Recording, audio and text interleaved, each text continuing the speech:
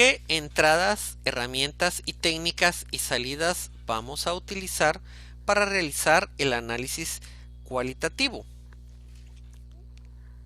Primero tenemos el plan de manejo de los riesgos.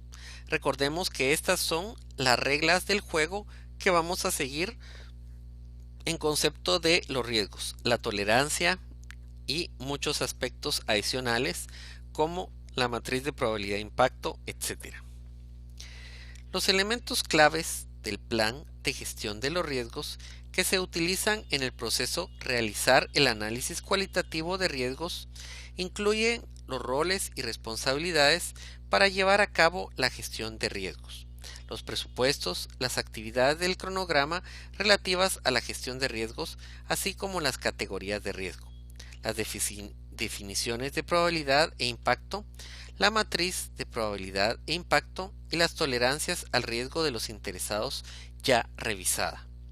Estas entradas normalmente se adaptan al proyecto durante el proceso planificar la gestión de los riesgos. Si no están disponibles, pueden desarrollarse durante este proceso. Línea base del alcance. Los proyectos de tipo común o recurrente tienden a que sus riesgos sean mejor comprendidos. Los proyectos que utilizan tecnología de punta o primera en su clase, así como los proyectos altamente complejos, tienden a tener más incertidumbre. Esto se puede evaluar mediante el análisis de la línea base del alcance. El registro de riesgos ya lo tuvimos en el proceso anterior en identificar los riesgos. Factores ambientales de la empresa. Dentro de estos pueden ser estudios de la industria sobre diferentes proyectos. También pueden ser bases de datos de riesgos que pueden obtenerse de fuentes industriales o propietarias. Si nos damos cuenta, vemos que estos factores ambientales de la empresa nos van a afectar tanto como los activos de los procesos de la organización. Los activos de los procesos de la organización, estos pueden influir en el proceso porque incluyen la información procedente de proyectos similares, anteriores completados y de la manera en que se manejan los riesgos y los documentos ya establecidos. Luego tenemos herramientas y técnicas. Dentro de las herramientas tenemos la matriz de probabilidad de riesgo e impacto. La matriz de probabilidad de impacto es cuando se puede priorizar con vistas a un análisis cuantitativo posterior y a la planificación de respuestas basadas en su calificación. Por lo general, la evaluación de la importancia de cada riesgo y de su prioridad de atención se efectúa utilizando una tabla de búsqueda o una matriz de probabilidad. También tenemos la evaluación de probabilidad e impacto de los riesgos. Esta estudia la probabilidad de ocurrencia de cada riesgo específico. La categorización de riesgos.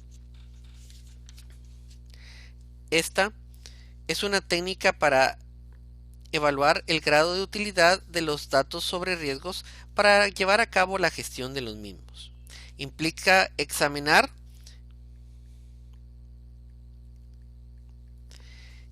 el grado de entendimiento del riesgo y la exactitud, calidad, fiabilidad e integridad de los datos relacionados con el riesgo.